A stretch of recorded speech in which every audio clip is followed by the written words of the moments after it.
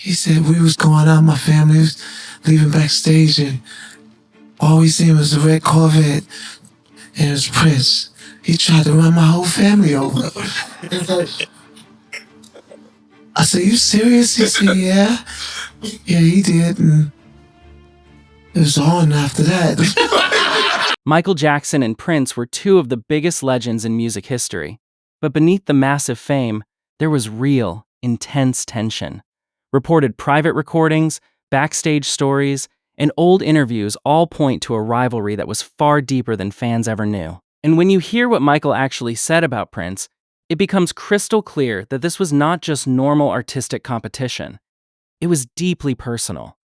In the private recordings connected to Michael's Moonwalk autobiography sessions, he opened up far more honestly about how he really felt. He explicitly said, "I don't like to be compared to Prince at all. He was so rude, one of the rudest people I have ever met. Prince is very competitive. He has been very mean and nasty to my family." He even went on to say, "I have proven myself since I was real little. It's not fair. He feels like I'm his opponent. I hope he changes because, boy, he's going to get hurt. He's the type that might commit suicide or something." And that is exactly what makes this story so striking. For years, the world saw them simply as two friendly giants of music, but these leaked tapes suggest the underlying friction went way past a basic charts battle. Meanwhile, Will Die I Am has shared a wild story about this long-running tension, linking it back to a famous early 1980s James Brown concert moment in 1983. During that legendary performance, Michael smoothly did his thing and then tipped off James Brown to call Prince up next. When Prince got on stage, things quickly went off the rails. He accidentally grabbed onto a stage prop, a fake lamppost, believing it was a solid, secure fixture, and ended up nearly falling flat on his face right into the crowd. The embarrassing incident caused massive, long-term frustration, with Prince deeply believing that he may have been deliberately set up, and Michael Jackson getting tightly tied into the whole narrative. Over time, this single messy night became a key pillar of their Cold War and is still heavily brought up today when discussing their iconic history. Their history. Type in Prince, Michael Jackson, James Brown. And after this show is when Prince thought Michael Jackson sabotaged him, because while Prince came on stage, he held on to this light pole, and then he thought that light pole was a sabotage, and he fell into the crowd and almost hurt himself. So Prince thought that was a move from Mike. Also, he recalled a surprising conversation involving Michael Jackson and Prince, sharing how Michael once reacted incredibly strongly to the very idea of attending an event where Prince would also be performing. He explained that Michael had a deeply negative perception of Prince at the time, claiming there was just too much unresolved tension and way too many past misunderstandings between them to ever share a space smoothly. At the same time, Will Die I Am tried his best to handle the situation calmly. He tried to reassure Michael that things were honestly not as serious as they seemed on the surface, and he actively encouraged him to have a more positive outlook regarding Prince. InterVW:2/27312. At the same time, he also shared another moment involving Quincy Jones reportedly confirming parts of the story, adding even more weight and credibility to what Michael had originally said. I was like, okay, so why don't you come? I'll be rocking with Prince like around 12:30. Oh, I can't go to that. I'm like, why? Prince is a meanie. I'm like, what? I'm like, Did you say meanie? He's a meanie. I'm like, no. He's really nice, Mike. He was like, no, you don't understand. One time, You gotta talk to get him going, Brad. Sorry. I'm like, no, he's really nice, man. I'm like, no, you don't understand, Will. One time he tried to run me and my mama over with a car. Oh, damn. I'm like, wait, what? He was like, yeah, I'm telling you. They always put me against him. I'm like, listen, it's different now. Why don't you just... He'll be really happy to see you. Are you sure? At the same time, Teddy Riley also shared a wild backstage story that has resurfaced involving Michael Jackson, Prince, and James Brown during a live performance moment. It is said that Michael noticed Prince in the crowd and quietly pointed it out to James Brown, which immediately shifted the entire energy of the event. At the same time, things escalated on stage when Prince attempted to make an exit, but ended up caught in an unexpected situation with a prop he fully believed was real. In the end, the moment turned into a chaotic and unforgettable incident that added more fuel to the long-running stories surrounding their iconic rivalry. had said. Did you understand? Mike came with me to see Prince perform. You did what? I'm like, yeah, he came to see me perform with Prince. He's like, well, if you got Mike to come see you perform with Prince, well then, man, I think you moving something. Yeah. One time, Prince tried to run that nigga over with a car. I'm like, are you serious? That's what Mike said. He was like, he ain't lying. MJ also mocked Prince's bungled appearance at a 1983 James Brown tribute show in Los Angeles. The Purple Rain star mistook a papier-mâché stage lamppost for a real one and fell straight into the crowd. To which Jackson's savage comment was, he made a fool of himself. He was a joke. Meanwhile, in an old interview, Prince spoke on the long-running talk about tension with Michael Jackson, making it clear that he never saw it as a rivalry. He also reacted to claims about his involvement in a Michael Jackson music video, addressing those specific rumors directly. In the end, Prince brought the focus back to himself as a musician, saying his main drive has always been creating and performing music, not the public narratives around him. Michael said, after he did his thing, everybody went nuts. Michael went and whispered in James Brown's ear and said, Prince is in the audience. He said, what?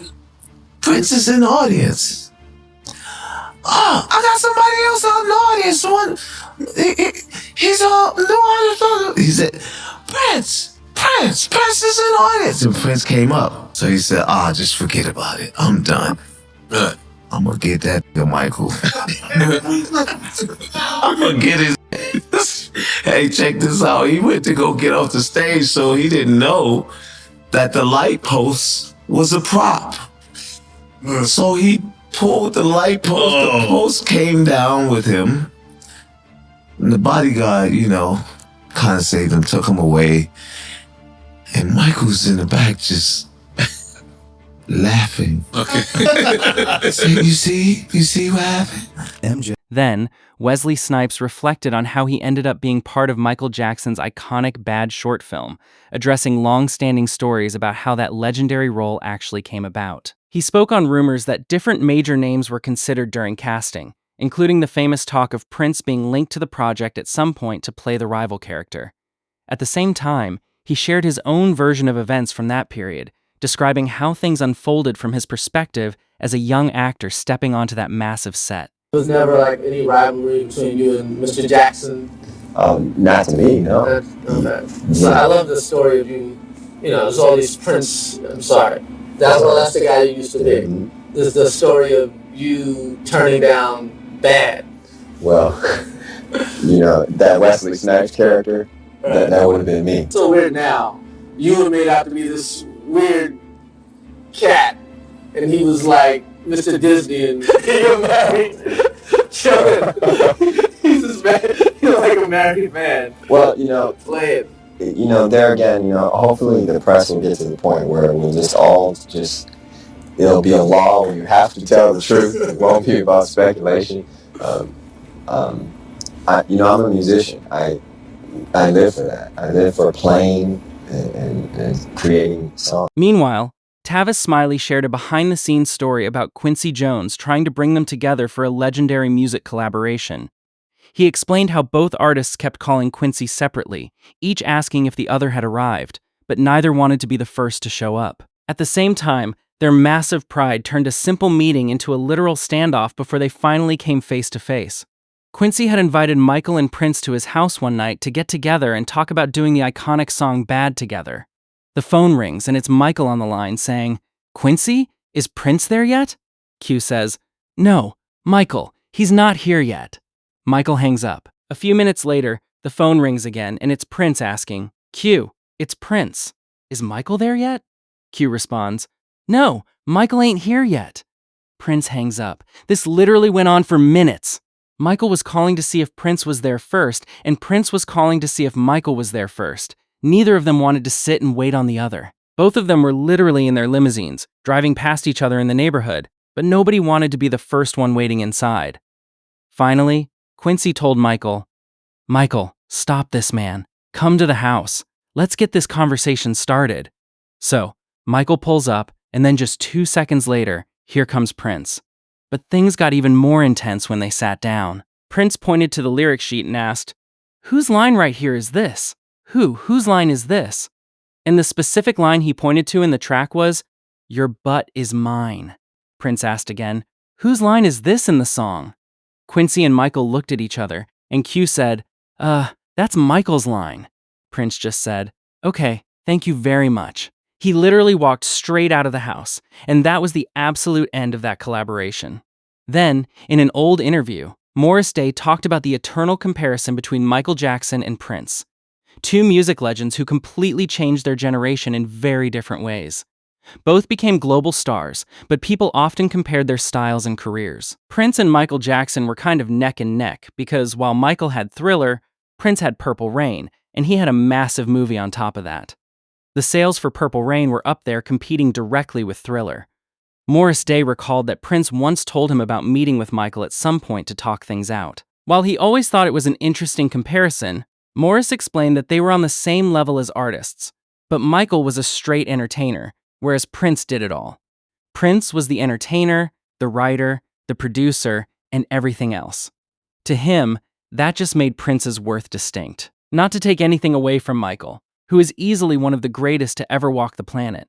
But Prince was the whole package as a rounded artist. He didn't need anybody to get him from A to B to Z. He could do it all himself.